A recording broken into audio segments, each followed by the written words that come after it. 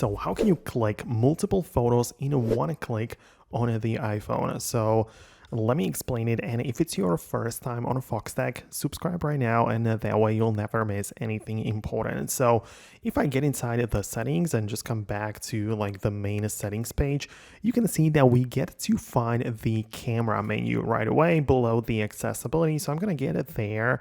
And there are a few things which we need to set up. Like you can see that we have the use volume up for burst. So this is a toggle. There isn't really much else to it, only the toggle, but I want you to keep it turned on because this is actually going to be crucial.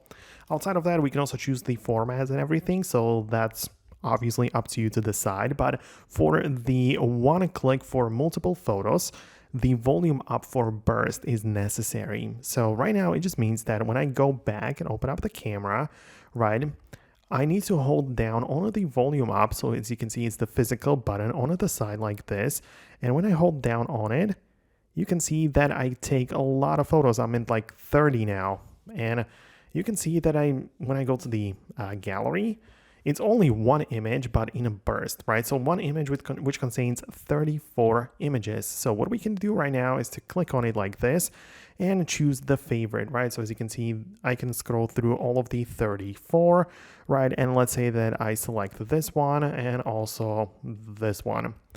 And I can decide what I do with them. Let's say that out of the 34 images I captured with one click, only those two are usable. So I have them selected, click on a done in at the top right, and I'm only gonna keep these two favorites and everything else is gonna be deleted. So you can either keep everything or keep only two favorites as such. So as you can see, we now have the two photos.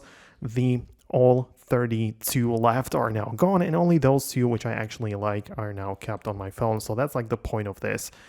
It's important because a lot of people are used to doing that with just by holding down the shutter button. Like in the past and back in the old days of the iPhone, we used to just hold it down on it like this, but now it just captures a quick take video, which we can lock, right? But it's not the burst image anymore. So that's why the volume up is necessary, and you also need to have it set up in the settings beforehand. So let me know if you managed to make it work on your device. Thanks a lot for watching, and I'll see you in the future uploads.